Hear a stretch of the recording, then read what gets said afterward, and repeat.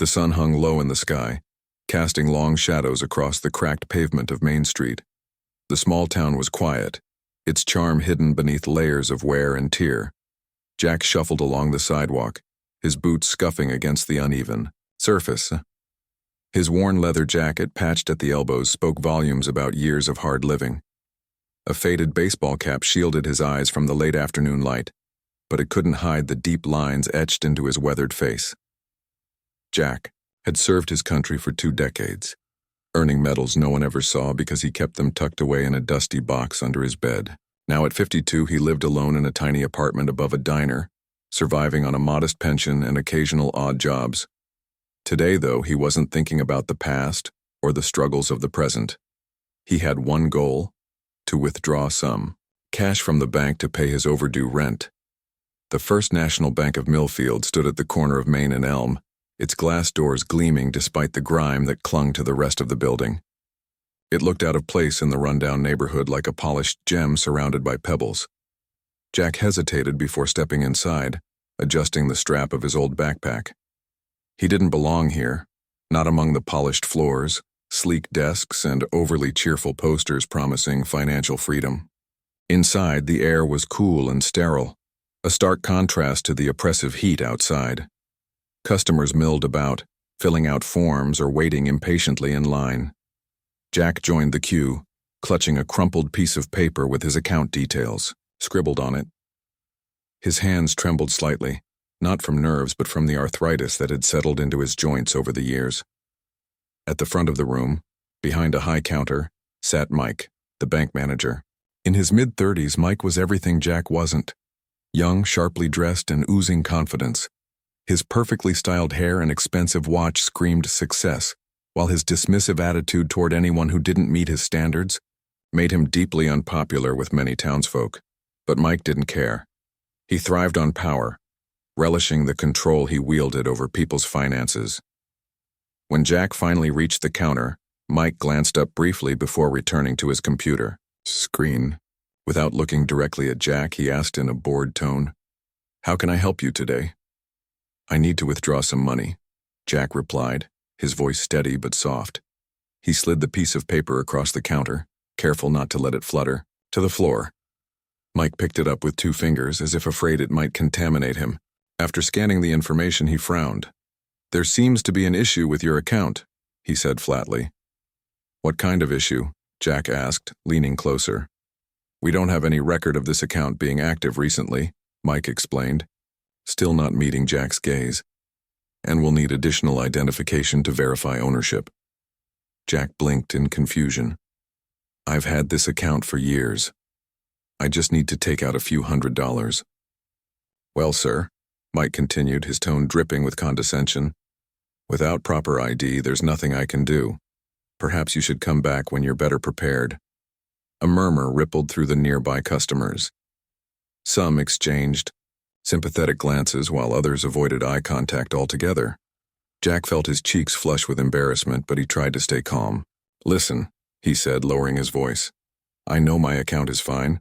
Can you double-check? Maybe there's been a mistake." Mike sighed dramatically, as if dealing with Jack was the greatest inconvenience of his day. "Sir, I assure you, there's no mistake. If you can't provide valid identification, I'm afraid I'll have to ask you to leave." Jack clenched his fists, frustration bubbling beneath the surface. He'd fought wars, endured unimaginable hardships, and now he was being treated like a criminal over a simple transaction. "Look, I'm not asking for much. Just check again, please." But Mike had already turned away, signaling to the security guard standing near the entrance. The guard, a burly man named Greg, approached Jack with a stern expression. "Sir, I'm going to have to ask you to step outside." "This isn't right," Jack muttered, his voice trembling with anger. "You're treating me like I'm some kind of—" "Come on, buddy," Greg interrupted, gripping Jack's arm firmly. "Let's go." Humiliated and defeated, Jack allowed himself to be led toward the exit. As the glass doors swung shut behind him, he heard murmurs from the crowd inside. No one stepped forward to defend him. No one offered a word of support. The weight of their silence pressed down on him like a lead blanket. Standing unnoticed in the back of the line was Calvin, a giant of a man known throughout town as Big Shaq. At 6'7" and built like a tank, Calvin commanded attention wherever he went. Yet, unlike Mike, Calvin used his presence to uplift others rather than intimidate them. A former college football star turned community activist, he had dedicated his life to helping those in need after injuries ended his athletic career. Calvin watched the scene unfold with growing disgust. He knew what it was like to be judged based on appearances. People often assumed he was either a thug or a brute, never bothering to look beyond his imposing frame. But Calvin also recognized injustice when he saw it, and what happened to Jack was unacceptable. As Jack disappeared through the doors, Calvin stepped forward, his massive shadow falling over the counter. Mike looked up, startled by the sudden appearance of the towering figure. For once, the arrogant bank manager seemed unsure of himself. "Excuse me," Calvin said, his deep voice resonating through the room. "Can we talk about what just happened?" Mike stammered, clearly flustered. I don't think that's necessary. We followed protocol." "Protocol?" Calvin cut him off, his tone sharp yet controlled. "That man is a veteran who risked his life for this country, and you treated him like dirt. Do you even realize how wrong that is?" The room fell silent. All eyes were on Calvin now, including those of the security guard, who shifted uncomfortably by the door. Mike opened his mouth to respond but thought better of it, choosing instead to retreat behind his desk. Calvin didn't wait for an answer. Turning on his heel, he walked out of the bank, determined to find Jack. He spotted the older man sitting on a bench across the street, staring blankly at the ground. Calvin crossed the road, his footsteps heavy but deliberate. "Hey," he said gently, taking a seat beside Jack. "Mind if I join you?" Jack glanced up, surprised to see the massive man looming over him. "Who are you?" he asked warily. "My name's Calvin," came the reply. "I saw what happened in there. You okay?" Jack shrugged, looking away. "I've dealt with worse. Doesn't mean it doesn't sting." Calvin nodded, understanding more than Jack realized.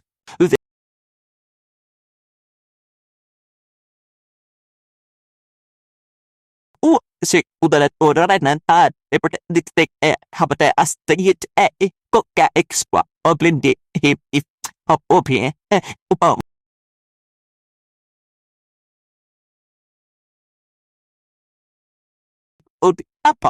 Of the story.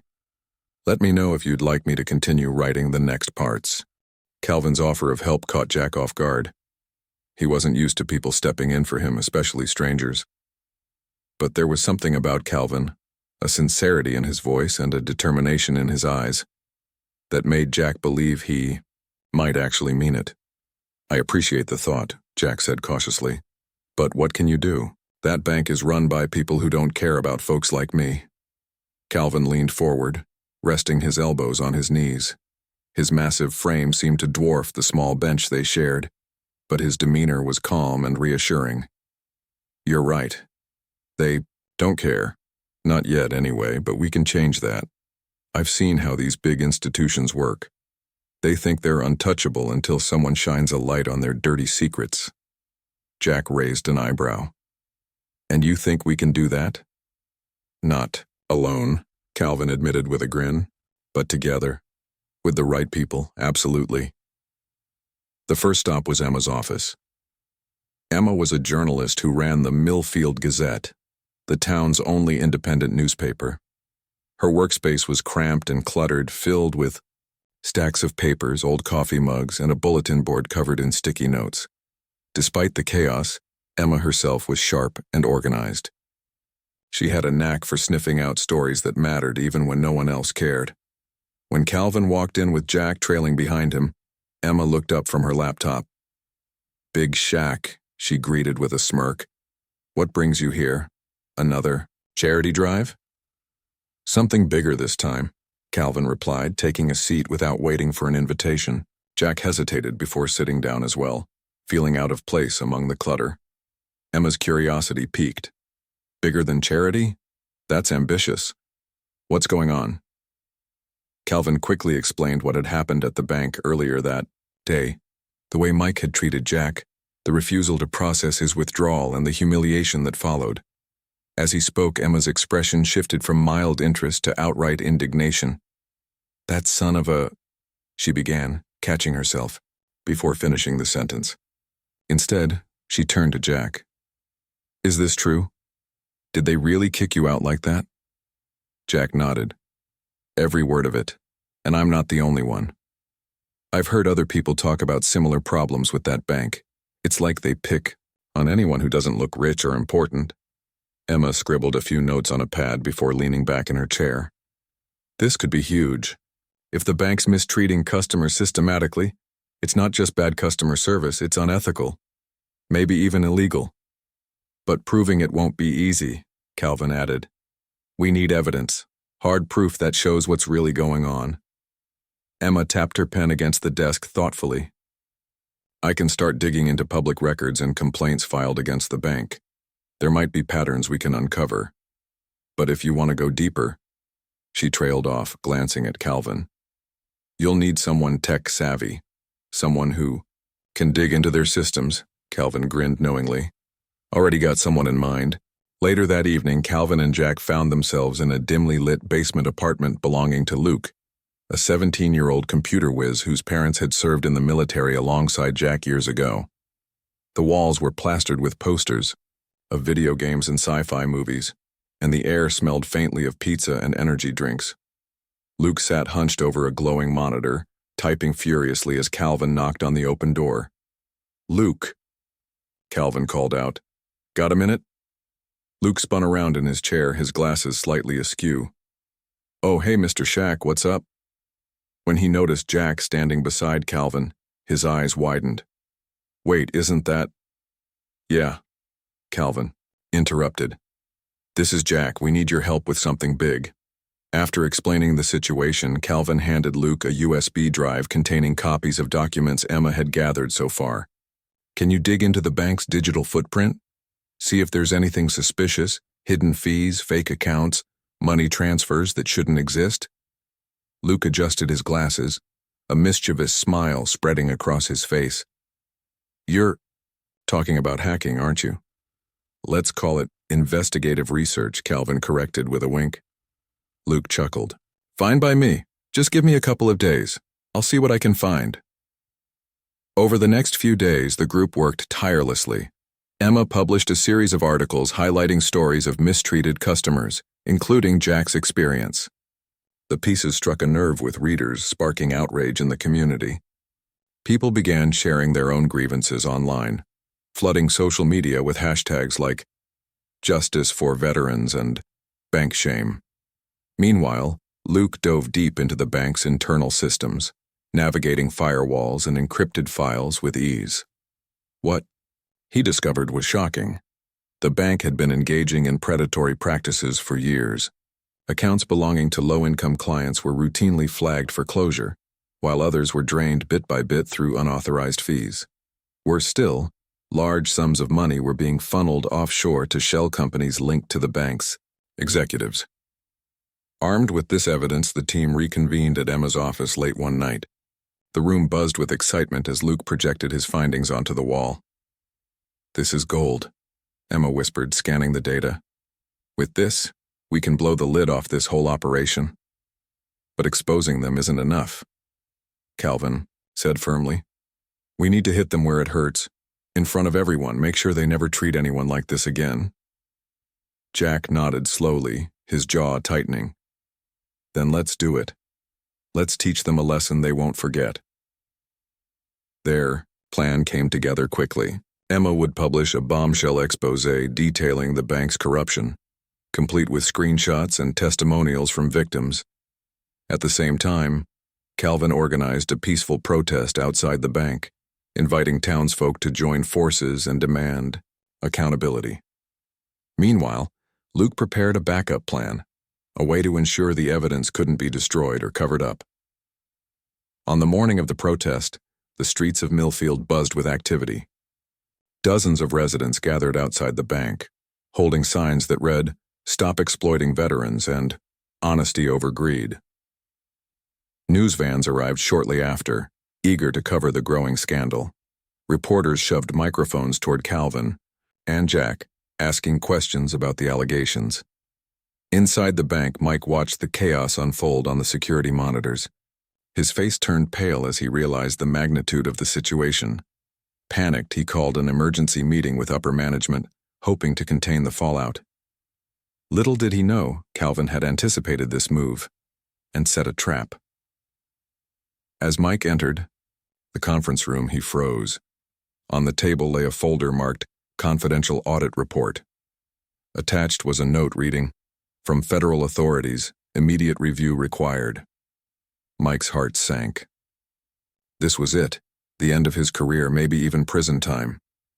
But the real twist came when Emma's article went live online. Within minutes, it went viral, spreading far beyond Millfield. National news outlets picked up the story, shining a spotlight on the bank's unethical practices. Calls for investigations poured in from all sides, leaving the institution scrambling to defend itself. Back outside, Calvin stood shoulder to shoulder with Jack, watching as reporters swarmed the scene. For the first time in years, Jack felt a sense of pride, not just for himself, but for the community coming together to fight for justice. "This is just the beginning," Calvin said quietly, patting Jack on the back. "We're showing them that no matter how powerful they think they are, they can't mess with us." Jack smiled faintly, his eyes glistening with unshed tears. "Thanks to you, Calvin. Without you, none of this would have happened." Calvin shook his head. "No, Jack, this was always your fight. We're just helping you finish it." As the sun dipped below the horizon, casting a warm glow over the crowd, Jack felt a renewed sense of purpose. The battle wasn't over yet, but for the first time in a long time, he believed victory was within reach. This concludes part 2 of the story. Let me know if you'd like me to continue writing the next parts. The morning after the protest, Millfield buzzed with a mix of excitement and tension. The town's usually quiet streets were alive with chatter about the scandal at First National Bank. Luke's findings had been explosive, and Emma's exposé had struck a nerve not just locally, but nationally. Reporters from major news outlets arrived in droves, eager to cover the story that was quickly becoming a symbol of corporate greed versus grassroots justice. Inside Emma's cluttered office, the team gathered around her desk once again. Papers were strewn everywhere, coffee cups stacked precariously, and the air smelled faintly of burnt toast, a testament to the long hours they'd spent strategizing. Calvin stood near the window, arms crossed, his towering frame casting a shadow over the room. Jack sat quietly in a corner chair, his hands clasped tightly together, while Luke typed furiously on his laptop, updating them on the latest developments. "So, here's where we stand," Emma began, pointing to a whiteboard covered in scribbles and arrows. "The article is live, the evidence is solid, and public outrage is growing. But this isn't just about exposing corruption. It's about making sure those responsible pay for what they've done." Calvin nodded. "Exactly. We need to hit them hard, both legally and publicly. And Mike, he's our opening move." Jack frowned. "Mike, what do you mean?" "I mean," Calvin explained, turning to face the group, "we use him as bait. Make him think he's under federal investigation for embezzlement. Once he panics, he'll crack, and when he does, we'll have everything we need to take down the entire chain of command." Luke grinned, pushing his glasses up his nose. "Already got the fake audit report ready. All we need to do is slip it into his email and watch him lose his mind." Emma raised an eyebrow. "Fake emails sound risky. Are you sure this won't backfire?" "It won't," Luke assured her. "I've made it look legit. Encrypted signatures, official logos, the works. Trust me, Mike won't know the difference until it's too late." Calvin leaned forward, resting his hands on the edge of the desk. "This has to work. If we can get Mike to confess or implicate his bosses, we'll have undeniable proof of their crimes. Then we let the authorities handle the rest." Meanwhile, inside the bank, Mike was losing sleep. The protests outside had grown louder, with chants echoing through the glass walls of the building. Customers avoided coming in, fearful of being associated with the controversy. Even his colleagues seemed distant, whispering behind his back whenever he walked by. Sitting alone in his office, Mike scrolled through endless headlines on his phone. Each article painted him as the villain, accusing him of exploiting vulnerable clients and covering up illegal activities. His stomach churned as panic set in. Was this really happening? Could his career, his life, be over because of one veteran? Just as he was about to call his lawyer, his computer dinged with a new email notification. The subject line read, "Urgent, Federal Audit Report, Immediate Action Required." Mike's blood ran cold. With trembling fingers, he opened the attachment. The document appeared official, complete with government seals and legal jargon. It accused him of orchestrating fraudulent transactions, manipulating accounts, and laundering money through offshore entities. Worst of all, it demanded an immediate response within 24 hours, or else face criminal charges. Mike's heart raced. This couldn't be real, could it? He frantically searched online for any mention of an ongoing investigation but found nothing concrete. Still, doubt gnawed at him. What if someone had leaked incriminating information? What if higher-ups decided to throw him under the bus to save themselves? Desperate for answers, Mike called an emergency meeting with the bank's regional director, Susan Harper. She was known for her ruthless efficiency and ability to smooth over scandals, but even she looked rattled when Mike burst into her office unannounced. "Susan, we have a problem," Mike blurted out, slamming the printout of the audit report onto her desk. "They're investigating us for everything." Susan scanned the document, her expression unreadable. "Where did this come from?" "I don't know," Mike exclaimed, pacing back and forth. "But it's bad, really bad. If word gets out, we're finished." Susan leaned back in her chair, tapping a pen against her lips. "Calm down. Panicking won't help. Let's review the details carefully before jumping to conclusions." But Mike wasn't listening. His mind raced with worst-case scenarios. Jail time, ruined reputation, a lifetime of regret. He couldn't let that happen, not without a fight. "Maybe we should come clean," he suggested hesitantly. "Admit there were mistakes and offer refunds to affected customers. That might buy us some goodwill." Susan shot him a sharp look. "Are you insane? Admitting fault will only make things worse. No, we deny everything, blame it on rogue employees or system errors, whatever it takes to protect the company." Mike swallowed hard, realizing she had no intention of taking responsibility. In fact, she seemed more concerned with saving her own skin than fixing the mess. For the first time, he questioned whether he'd made the right choices working for such a corrupt organization. Outside the bank, Calvin and his team monitored the situation closely. Luke kept tabs on Mike's digital activity, noting every panicked email he sent to senior management. Emma filmed interviews with disgruntled customers, capturing raw emotions that fueled the growing movement. Meanwhile, Calvin coordinated with local leaders to ensure the protest remained peaceful yet impactful. By midday, the crowd outside had swelled to hundreds. Signs waved in the breeze, voices rose in unison, and cameras flashed non-stop. Jack stood near the front, holding a placard that read "Ardean Honor Veterans Not Greed." Though initially hesitant to speak publicly, he now felt empowered, knowing he wasn't fighting alone. As the hours passed, reporters began approaching Jack for statements. At first, he stumbled over his words, unsure how to articulate his feelings. But soon he found his rhythm, speaking passionately about the injustices he and others had faced. His sincerity resonated with the crowd, earning cheers and applause. Watching from afar, Calvin smiled. Jack was stepping into his role as a leader, inspiring others to join the cause. This wasn't just about revenge anymore. It was about creating lasting change.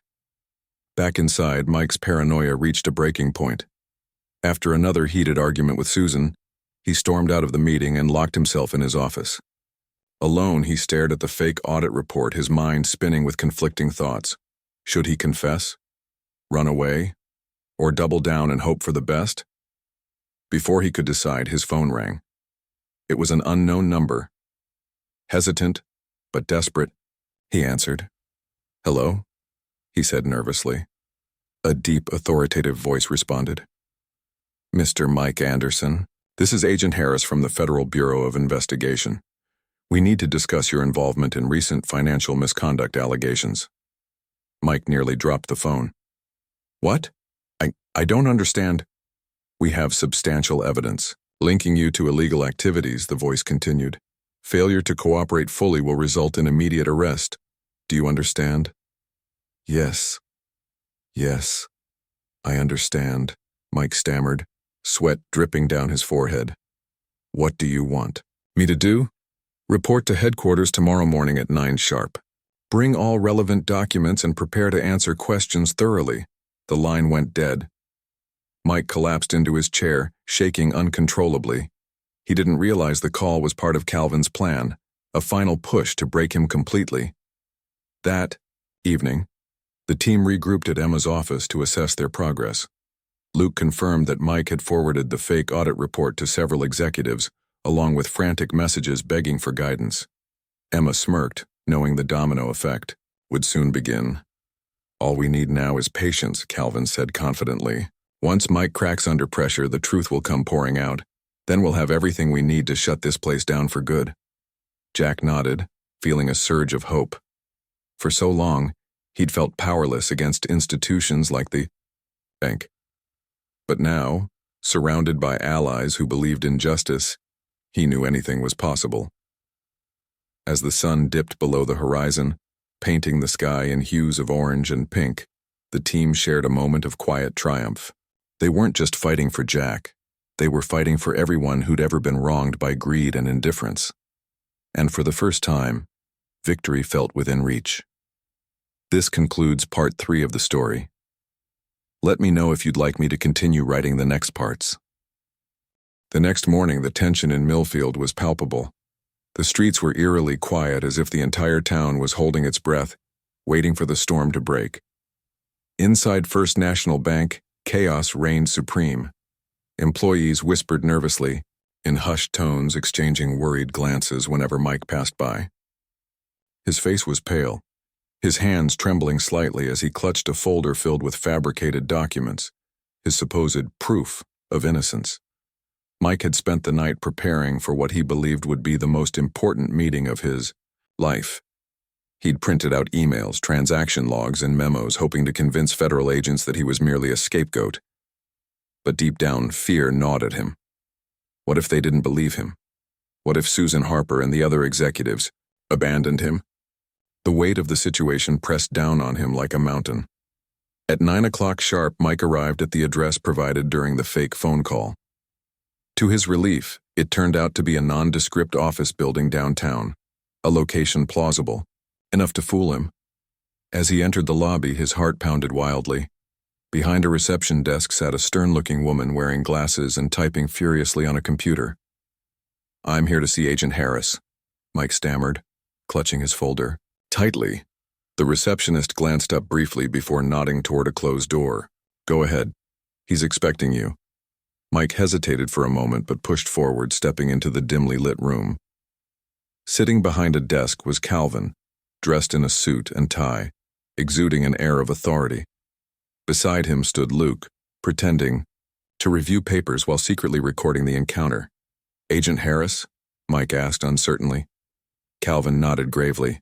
"Take a seat, Mr. Anderson. Let's get straight to business." Mike obeyed, placing the folder on the desk. "I brought everything you asked for. All my communications, transactions, anything that might help explain this misunderstanding." Calvin opened the folder casually, flipping through the pages without much interest. Quite thorough. But tell me, Mr. Anderson, how exactly do you justify freezing accounts belonging to low-income clients, or authorizing unauthorized fees?" Mike blinked, caught off guard. "Wait, no, that wasn't me. Those decisions came from higher-ups. I just followed orders." "Oh, really?" Calvin leaned back in his chair, feigning skepticism. "And yet your name appears repeatedly in internal memos approving these actions. Care to explain?" Mike's mouth went dry. He scrambled to defend himself, rambling about corporate policies and pressure from management. But the more he spoke, the more incriminating his words became. Unbeknownst to him, every confession was being recorded, adding fuel. to the fire Calvin and his team had started. By the end of the meeting, Mike was visibly shaken. Calvin dismissed him with a curt nod, instructing him to remain available for further questioning. As Mike stumbled out of the office, he felt like a man walking to the gallows. Little did he know, his downfall was only beginning. Back at Emma's office, the team listened intently to the audio recording of Mike's confession. Luke grinned triumphantly, rewinding certain parts to highlight key admissions. "This is gold," he said, barely containing his excitement. "With this, we can take down not just Mike, but the entire executive board." Emma nodded, her pen moving rapidly across her notebook. "We'll release excerpts of the recording alongside new evidence linking the executives to offshore accounts. Once the public hears this, there'll be no turning back." Jack watched silently, still processing everything that had unfolded. For years, he'd felt powerless against institutions like the bank. Now, seeing the gears of justice turn gave him a sense of vindication he hadn't experienced in decades. "You think this will actually work?" he asked cautiously. "It has to," Calvin replied firmly. "We've come too far to let them slip away now." The following day, Emma published another explosive article titled "Bank Executives Implicated in Massive Fraud Scheme." The piece included damning audio clips of Mike's confession, screenshots of incriminating emails, and detailed explanations of how the bank exploited its customers. Within hours, the story went viral, sparking outrage nationwide. Social media erupted with hashtags like "Einmern expose the banks" and "Justice for Millfield." Calls flooded into regulatory agencies demanding investigations. Even politicians weighed in, promising hearings and reforms. The pressure mounted exponentially, leaving the bank's leadership scrambling to respond. Inside the bank's headquarters, Susan Harper convened an emergency meeting with the board of directors.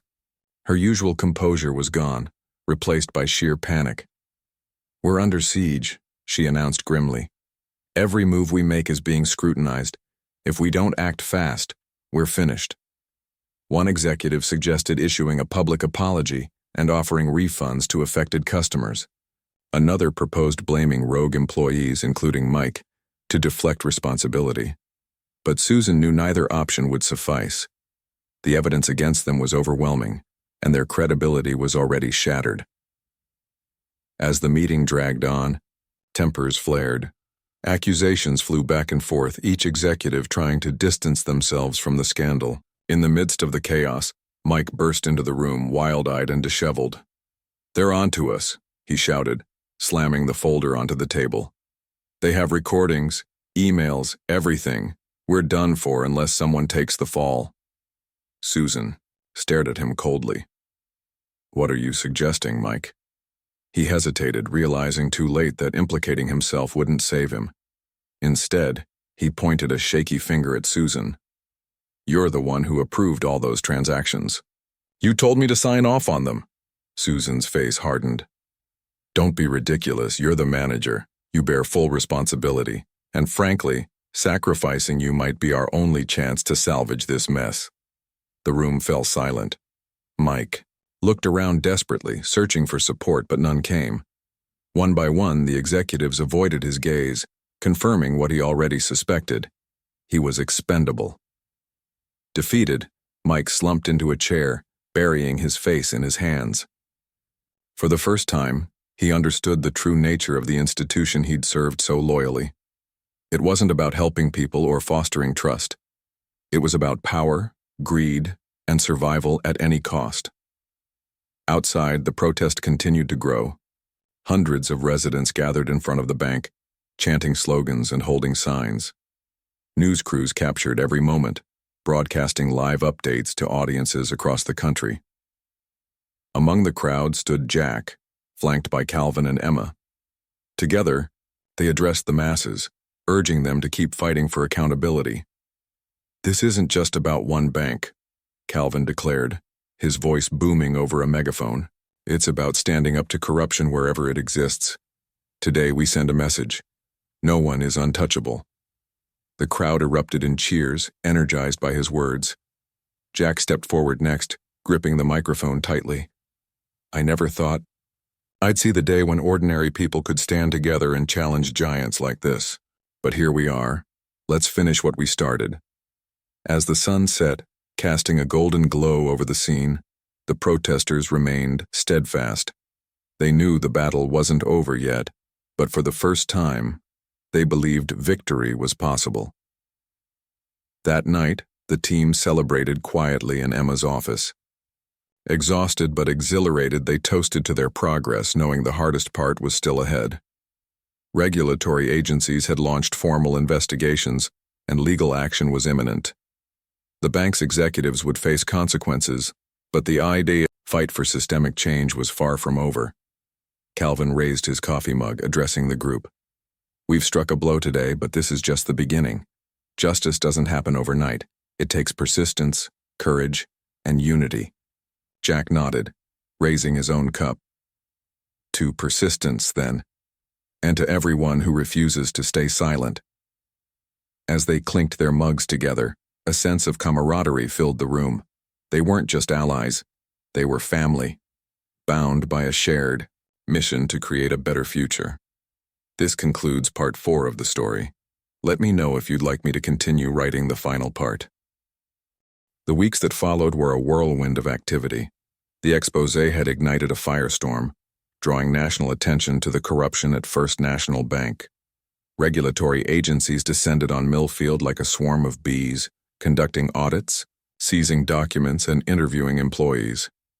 The once imposing bank building now seemed hollow, its windows reflecting the anger and determination of the townsfolk gathered outside. Mike Anderson, the embattled bank manager, became the poster child for corporate malfeasance.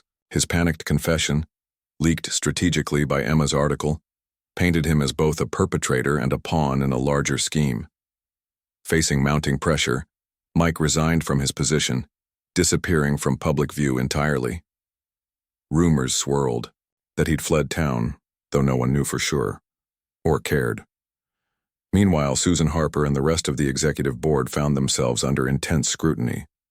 Federal investigators uncovered evidence linking them to offshore accounts, fraudulent transactions, and systemic exploitation of low-income clients.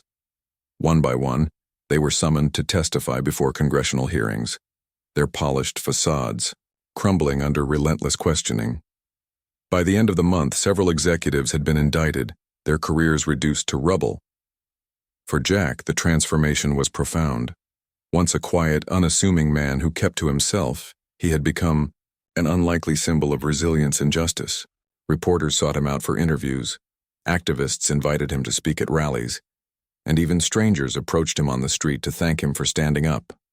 At first, the attention overwhelmed him, but with Calvin's guidance, he learned to embrace his role as a voice for the voiceless. One crisp autumn morning, the team gathered at Emma's office for what they hoped would be their final meeting. The room was quieter than usual, the chaos replaced by a sense of accomplishment.